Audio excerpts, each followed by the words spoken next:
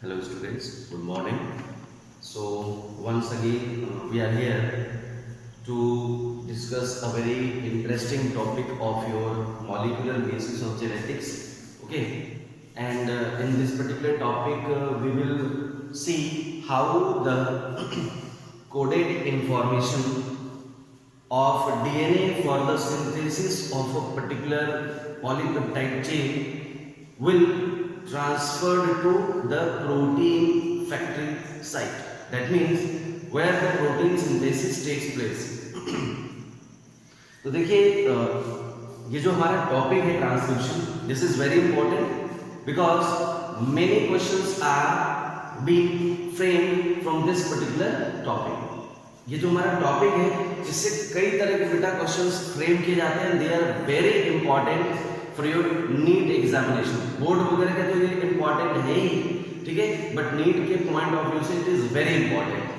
तो सबसे पहली चीज क्या है कि ट्रांसक्रिप्शन क्या होता है, ठीक है, और ये कैसे होगा, कहाँ होगा, कब होगा, ये सारी चीजें हमें जाननी पड़ेंगी. तो फर्स्ट ऑफ ऑल हम लोग जो डेफिनेशन है ट्रांसक्रिप्शन की उसको देख लेते हैं. It is the process of copying of genetic information from DNA template और template of DNA into RNA. ठीक है, क्या कह रहा है, the process of copying of genetic information. ठीक है ना, मतलब डीएनए का जो हमारा स्ट्रैंड है उस डीएनए के स्ट्रैंड में जो हेरिडिटरी इंफॉर्मेशन होता है और the information for any character और trait that has been copied from DNA into RNA, and this RNA is then bind or attaches to the ribosome for the synthesis of that particular protein. तो protein की synthesis that is called as translation. ठीक है, जब ribosome के साथ हमारे RNA attach हो जाते हैं तो वहां पर they are involved in the synthesis of that particular polypeptide chain that is RNA, sorry protein, that is called as translation. But यहां पर केवल डीएनए से आरएनए में वो जेनेटिक इंफॉर्मेशन कॉपी हो जाना that is called as transcription. Now question ये आता है कि ट्रांसक्रिप्शन कब होता है. तो देखिए वैसे तो transcription is going on every time. ठीक है, बिकॉज अगर हम सेल को देखें, एनी सेल, ठीक है, तो all the cells of our body are almost metabolically active because many type of metabolic reactions are going on in the cell. ठीक है, जैसे कि अगर हम बात करें अपने जितने भी हमारे डाइजेस्टिव सेल है या फिर हम कह लें जो cells which are present in the pancreas, in the liver, they are doing many type of functions. ठीक है, आप जानते हैं कि लीवर में कितने तरह के फंक्शंस होते हैं. सो आप समझ सकते हो how much functions are perform by the cells of these particular organs. So बेटा वो तो हमारा प्रेजेंट है, ठीक है, बट हम जब बात करते हैं ट्रांसक्रिप्शन की, जनरली क्या होता है, this takes place in the interphase stage of cell division. That is interphase में भी क्या है, इन इंटरफेज, ठीक है, जो हमारा G1 एंड G2 फेज है, G1 एंड G2 फेज यहां पर ट्रांसक्रिप्शन होता है. ठीक है, बट मोस्ट इंपॉर्टेंट आपका होगा G1. ठीक है, वैसे ये दोनों हैं बट G1 भी है. तो आप यहां से देख लीजिए, अगर ये सब ऑप्शंस आपके क्वेश्चन में है देन आप आंसर कर सकते हो, नहीं तो आप क्या बोलोगे, जो मेटाबॉलिकली एक्टिव सेल्स हैं दे अंडरगो ट्रांसक्रिप्शन. ठीक है, नाउ अब ट्रांसक्रिप्शन तो हमने देखा कि क्या होता है. आप दूसरी चीज क्या जानते हो, अब यहाँ पे क्वेश्चन आता है कि जब ये जेनेटिक इंफॉर्मेशन डीएनए टेम्पलेट से आरएनए में कॉपी होगी तो both the strands of DNA are copied or only a single strand of DNA is copied. ठीक है ना, तो आप डीएनए के बारे में जानते हो, this is the DNA strand. ठीक है ना, this is 5' strand, so this is your 3' and this is your 5', then this is 3'. तो यहाँ पे क्वेश्चन आता है कि डीएनए का कौन सा स्ट्रैंड कॉपी होगा, बोथ और एनी वन. नाउ तो हम ये देखेंगे कि डीएनए की जो कॉपी स्ट्रैंड होती है दैट इज जनरली 3' to 5'. मैंने यहाँ पर थोड़ा सा नाम भी लिखा हुआ है, ठीक है, 3' to 5'. और आरएनए का जो फॉर्मेशन होता है वो क्या होगा, इधर से शुरू होता है हमारा, this will be 3 dash and this will be 5 dash. तो आरएनए का formation 3 dash to 5 dash to 3 dash होगा, लेकिन डीएनए का जो टेम्पलेट है वो हमारा क्या होगा, 3 डैश टू 5 डैश होगा। इस चीज को ध्यान रखिए, ठीक है ना। तो इसमें से ये वाला जो स्ट्रैंड है, this will be now act as the template strand. देखिए यहाँ पर टेम्पलेट स्ट्रैंड जो होता है that is also known by other name like antisense strand, master strand and non coding strand, ठीक है ना। इसको जो है कि नॉन कोडिंग स्ट्रैंड भी कहा जाता है, ठीक है ना। अब हमने ये तो चीज देख लिया, तो आपको ये ध्यान रखना है antisense, master strand, coding, non coding and template strand, ये जो होता है हमारा ट्रांसक्रिप्शन में इन्वॉल्व होता है, पहली बात। अब यहाँ पर क्वेश्चन हमारा ये आता है कि जो दोनों स्ट्रैंड होते हैं डीएनए के, why both are not copied into RNA. हमारे जो आरएनए का कॉपी होता है डीएनए से, उसमें दोनों स्ट्रैंड क्यों नहीं बनते? तो इसका बेटा दो रीजन है, ठीक है ना। There are two reason why the DNA strand is not copied, ठीक है, into genetic RNA from both the strand. तो पहला रीजन ये है क्योंकि देखिए आप डीएनए में क्या जानते हो कि इनका जो नाइट्रोजन बेस होता है वो कॉम्प्लीमेंट्री होता है। कॉम्प्लीमेंट्री का मतलब है ए के साथ यहाँ टी बाइंड करेगा, और यहाँ पर अगर जी है तो C will be here, so similarly अगर पी है तो यहाँ पर ए होगा, ठीक है ना। तो आप ये भी जानते हो कि ये जो हमारा इस तरह से ट्रिपलेट है नाइट्रोजनस बेस का, that is called as codon, and one codon decipher a single amino acid. But यहाँ पर क्या है, दिस एंड कॉम्प्लीमेंट्री, जो हमारा अपोजिट स्ट्रैंड पे कॉम्प्लीमेंट्री कोडॉन बना, now this will code for another amino acid. तो इस तरह से क्या होगा, हमें इंफॉर्मेशन जो मिली है, जो हमें पर्टिकुलर प्रोटीन बनाना है, उसका जो इंफॉर्मेशन वो इस स्ट्रैंड पे प्रेजेंट है। बट जो अपोजिट स्ट्रैंड है, that is your non template strand या सेंस स्ट्रैंड, उस पर क्या है, जो कोडॉन्स है वो अपोजिट है। सो यहाँ जो पॉलीपेप्टाइड हमारा बनेगा उसमें अमीनो एसिड का सीक्वेंस क्या होगा, अपोजिट होगा, ठीक है ना। तो एक तरह से क्या है, जो ये पॉलीपेप्टाइड बनेगा that will B non functional one. Non functional one in the respect कि ये हमारा जिस काम के लिए बन रहा है वो ये काम नहीं कर सकता। तो पहला रीजन ये हो गया कि कॉम्प्लीमेंट्री स्ट्रैंड से जो पॉलीपेप्टाइड बनेगा दैट इज नॉन फंक्शनल। और दूसरा रीजन क्या है, if both the strands of the DNA are copied into RNA, both will form a double strand of RNA which will coil together, ठीक है ना। और ये coil जब कर जाएंगे तो they are not able to undergo translation, ठीक है ना, ये ट्रांसलेशन नहीं कर पाएंगे। इस वजह से क्या होता है कि दोनों स्ट्रैंड की कॉपी नहीं होती है। तो आपको ये सब समझ में आनी चाहिए, ठीक है ना। This is very important, very very important बेटा, यहाँ से ये चीज तो पहले याद रहनी चाहिए।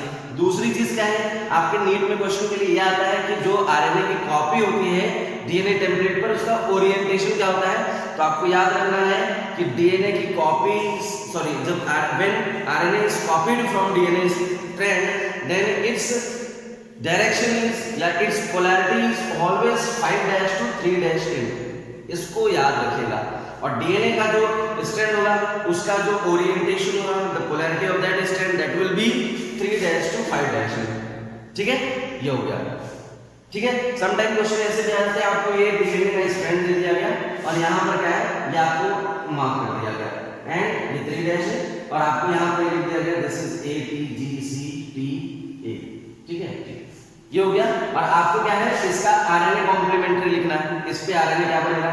तो एक चीज ध्यान रखिएगा, डीएनए से जब हम कॉपी बनाते हैं तो होता क्या होता है, ए से आप जानते हैं कि कॉम्प्लीमेंट्री जो नाइट्रोजनस बेस पेयर करता है दैट इज टी, ठीक है।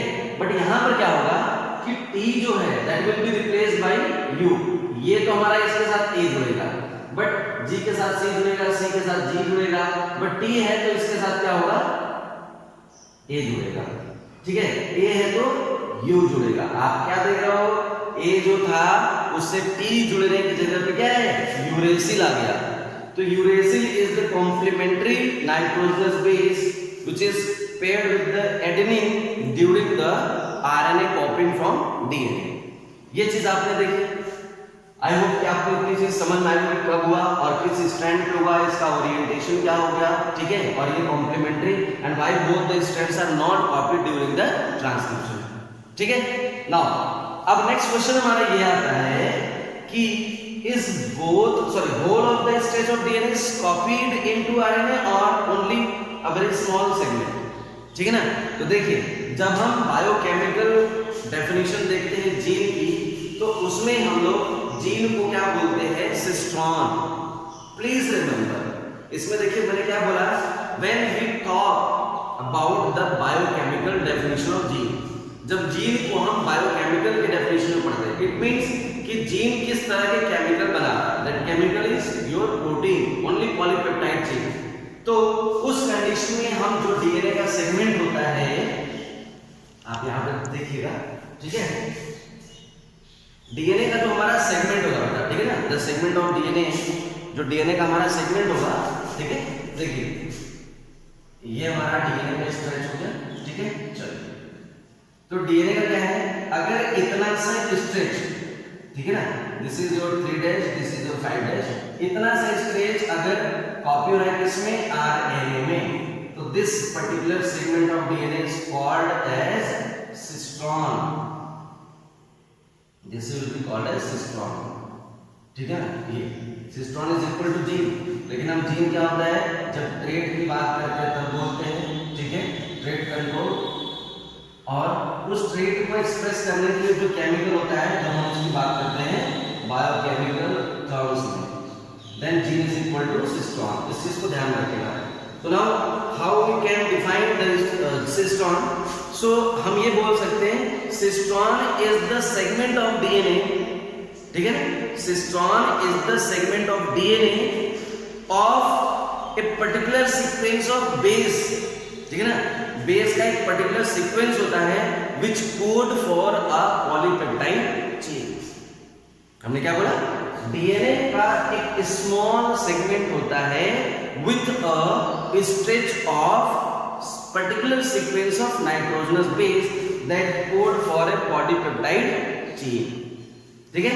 पहली चीज आप बोल रहे हो पॉलीपेप्टाइड चेन, पॉलीपेप्टाइड चेन बनाने के लिए हमें क्या चाहिए, आरएनए, दैट मींस सिस्ट्रॉन से, that means from that sequence of DNA RNA can also be formed and that RNA can be mRNA, ठीक है, it will be tRNA, it will be rRNA and other types of RNA, जितने other type के भी RNA वो सभी यहाँ से बनेंगे, इस चीज को आपको ध्यान रखना है, ठीक है।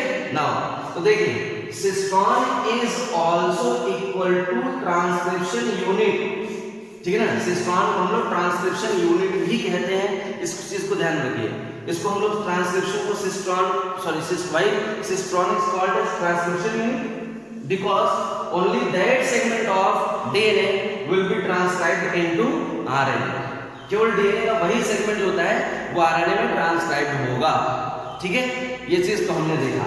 तो देखिए अब हमने ट्रांसक्रिप्शन यूनिट की बात करी, तो ट्रांसक्रिप्शन यूनिट जो हमारा होता है हमें वो जानना है, ठीक है, और उसके बाद हम देखेंगे what are the essential basic requirement for RNA copying from DNA, ठीक है ना, डीएनए से आरएनए की जो कॉपी होती है तो वो चीज हमें देखनी है।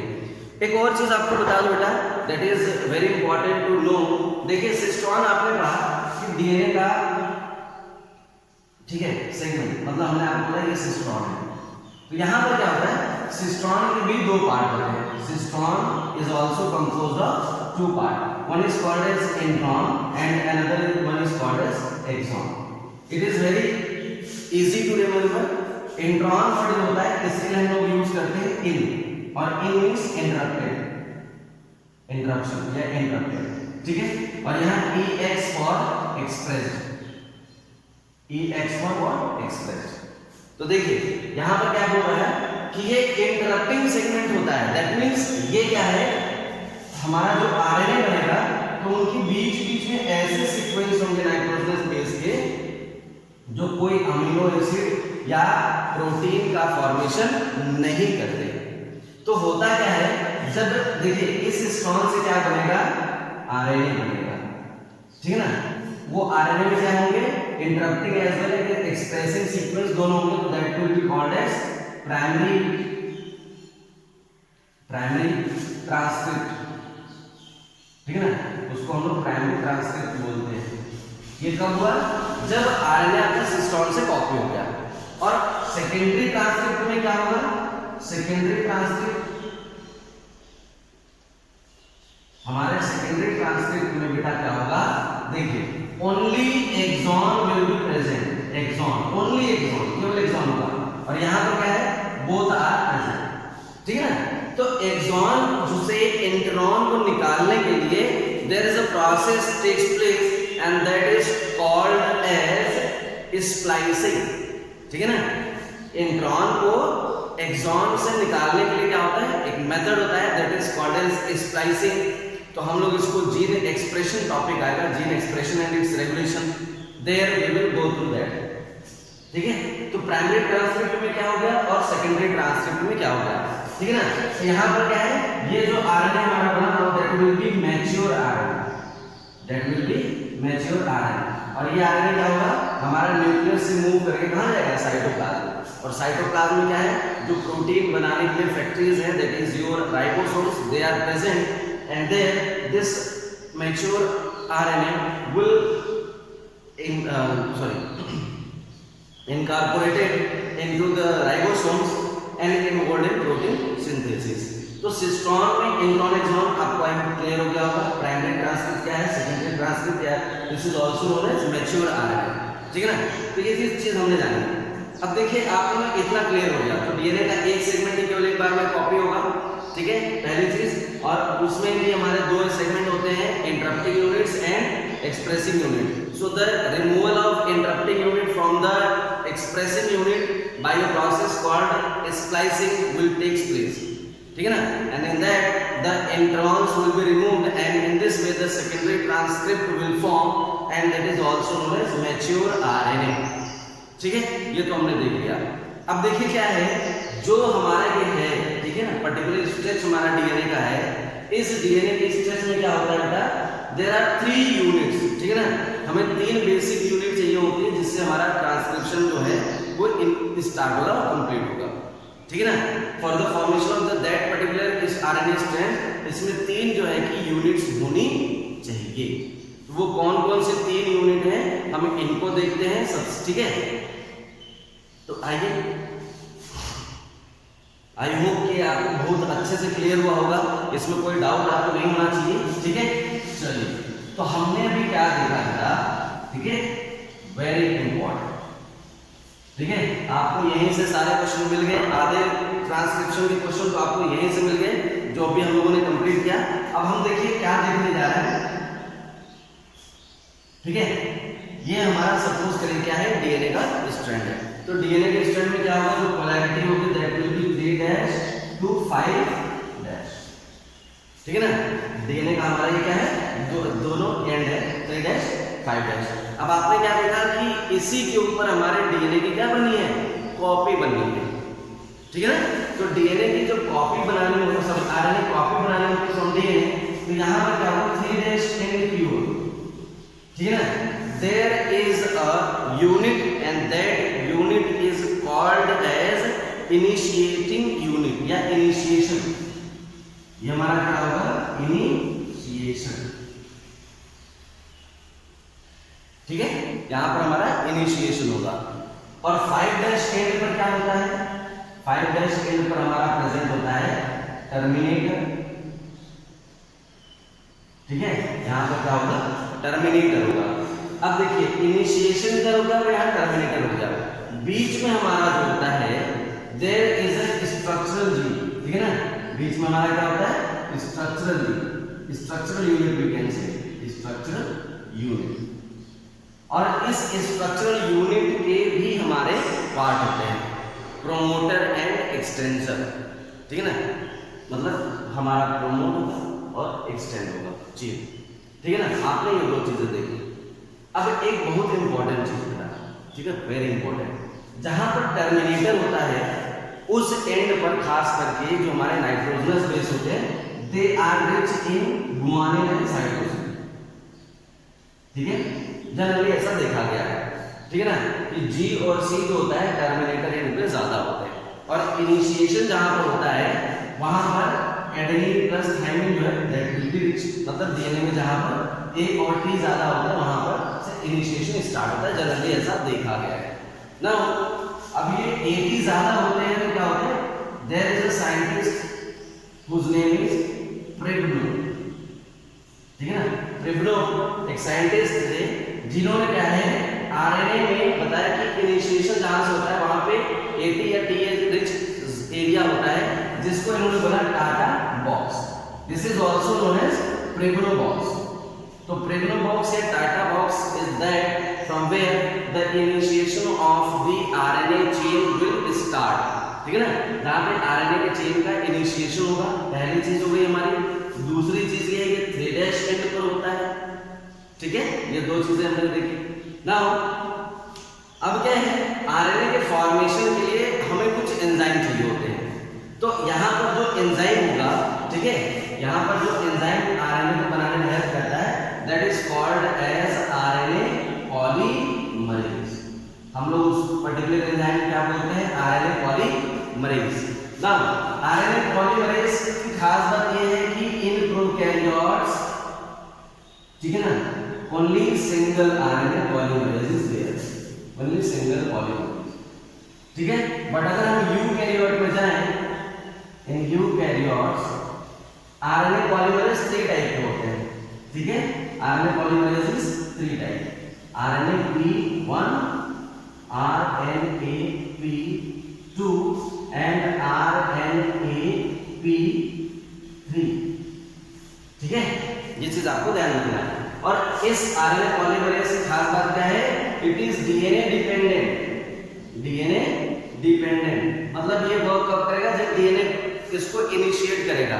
तो इस तरीके से डीएनए डिपेंडेंट हो गया, तो हम लोग ट्रांसक्रिप्शन को क्या बोलते हैं, हेटेरोकैटालिटिक,